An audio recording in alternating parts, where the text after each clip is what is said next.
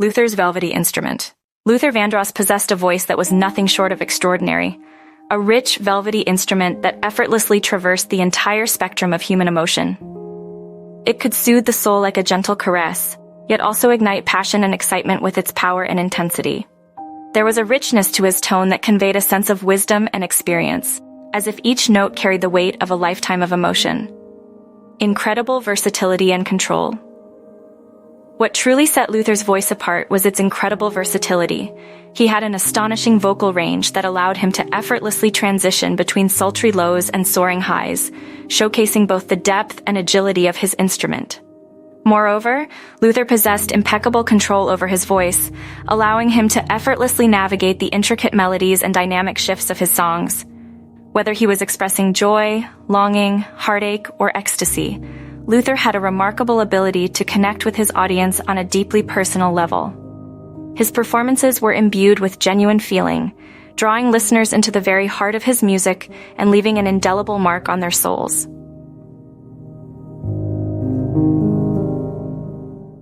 Luther Vandross, a musical icon. Luther Vandross, a towering figure in African American culture, used his unparalleled talent to become a symbol of possibility and achievement. From humble beginnings in New York, he soared to the pinnacle of musical success, articulating the joys and pains of love, heartache, and redemption with unmatched authenticity. Through his music, Luther became a voice for the voiceless, offering solace in times of adversity and strength in moments of weakness. His philanthropy and advocacy efforts endeared him to communities across the nation, cementing his legacy as a champion for social justice and equality. Today, Luther's music continues to resonate with audiences of all backgrounds, serving as a testament to the enduring spirit of the African American community and its contributions to the cultural tapestry of America. Let us celebrate the indelible mark Luther Vandross left on the world and strive to carry forward his message of love, unity, and empowerment. Listen to an interview from the early 1990s with Luther Vandross.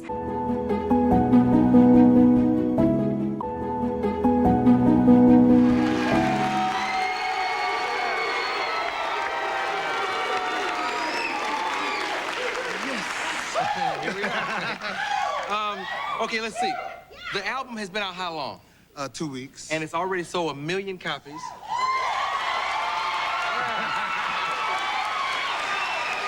Thank you. And Rolling Stone has given it like a 4-star review. Yeah. Which is, I mean, that's deep, man. That's deep. Yeah, Rolling Stone reviews are not easy to, they're pretty critical on the music that they review. But they gave this one 4 stars, and thank you, Rolling Stone. Yeah.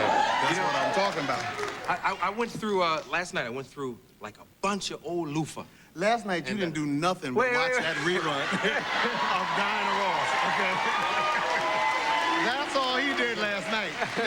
But the Luther put me in the mood, you know? But I was listening to all these albums, and I think every song that I was able to listen to was about love. One song about partying. Okay, right. But everything, why do you sing about love all the time? 'Cause love concerns people. Love is something everybody is trying to get right. You know what I'm saying? You can go to, right? I mean, you can go to work and you can get the job right. You know what I'm saying? You can play a game, you can play baseball and get that right, Hulk Hogan beat up Andre the Giant and got that right, you know what I'm saying? But everybody goes home and it seems like they're struggling with how to get that right, So I just write about it as much as my imagination allows, Now that I think about it, there's not much else you can write about. I mean, you could do a political song or... But what else is there to write about? Have you ever thought about another song? Another type of song? Yeah, I've thought about that, but there's other... You gotta be allowed your expression. You know what I'm saying? You don't tell Picasso not to use blue when he's in his blue period. You know what I'm saying? Picasso, why don't you try some purple? Why don't you try some red? You know what I'm saying? You just don't do that. So everybody has to be allowed his own expression, and that's what I think about all the time. So it ends up in the songs. Mm-hmm. Searching.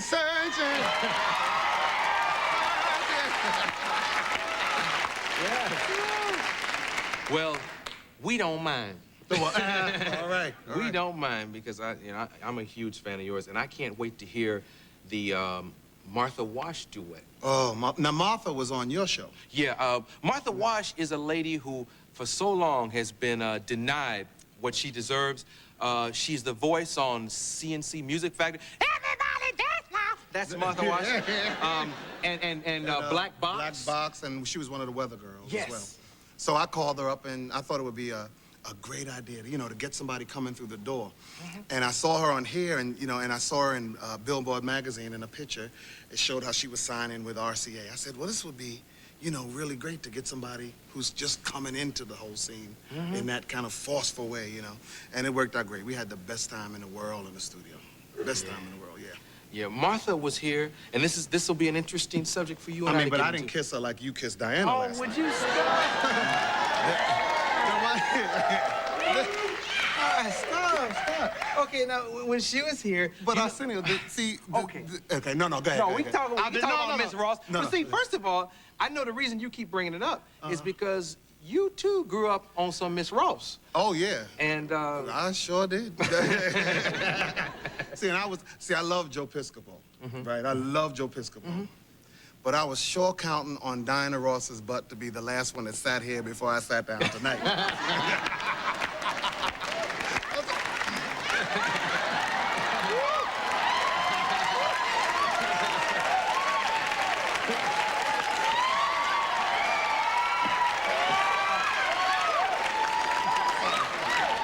Sorry. Hi, Arsenio. okay. Yeah, so you love it just like I do. And you were saying before the show something that she probably has never thought about, or if she's thought about it, she deserves to hear it from a singer like you. You know what you were talking about? How some people either stay the same or they start to lose their voice when they get up. She has progressed. I mean, I loved her when she sang Baby Love. I loved her when she sang Touch Me in the Morning. But, oh, please, Endless Love and those beautiful songs and the new Diana Ross's really voluptuous, full voices, there's nothing like it. I mean, it's gorgeous. And you actually think it's getting better? Oh, I absolutely think it's getting better.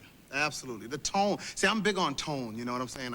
I'm not big on 12 million riffs per line, you know what I'm saying? That doesn't impress me. That's just gymnastics. But I like tone, you know what I'm saying? That you can convince me with the tone. You can say good morning to me with either the right or wrong tone, you know what I'm saying? So in music, it's similar to that. And she just has a tone in her voice that just thrills me, that I just can't get enough of. I think she's just one of the gifted, brilliant singers of this or any other time.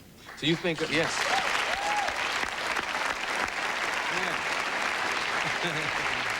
Do you think sometimes people mistake tonal quality and replace it with singing a lot of notes?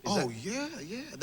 It's like, I don't know how to judge, for example, you probably don't either, know how to judge a professional boxing match. Right. But I do know that, I have been wrong, you know what I'm saying? Because I saw like 15,000 flurries go from boxer A to boxer B.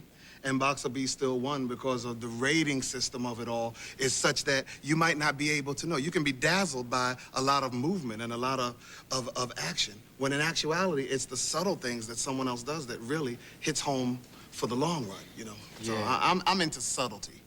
I like subtle things. I don't like big, bodacious gestures. I like subtle, gentle gestures, Yeah. Like you and Diana last night.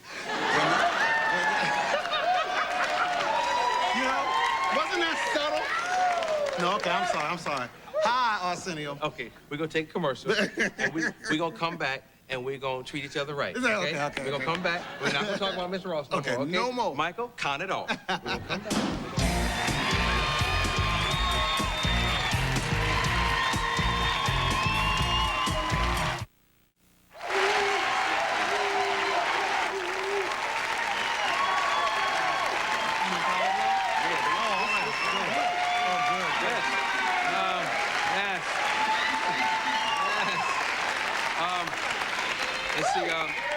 Luther actually knows better than anybody behind every great man. There's a whole lot of people that make you happen.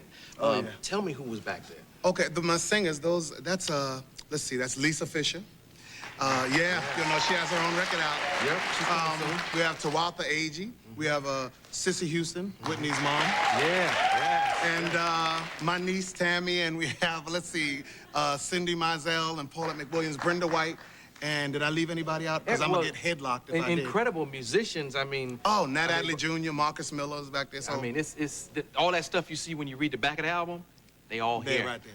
They all the heavies at every session. Heavies? Heavies. No, go ahead. What are you going to say next? You know what? Hey. No. Hey, no. No, I'm not talking about Diana Ross anymore. No. And you ain't talking about what you getting ready to talk about. I'm going to just say one thing. I'm going to just say one thing. Okay, no, I'm going to say one thing, and I know you got to go get ready for your next song. But I'm going to say one thing. The first night I came on the air, Luther was my first musical guest. And I said, Luther, forget the diet stuff. We love you like you are. Stop playing those games with yourself.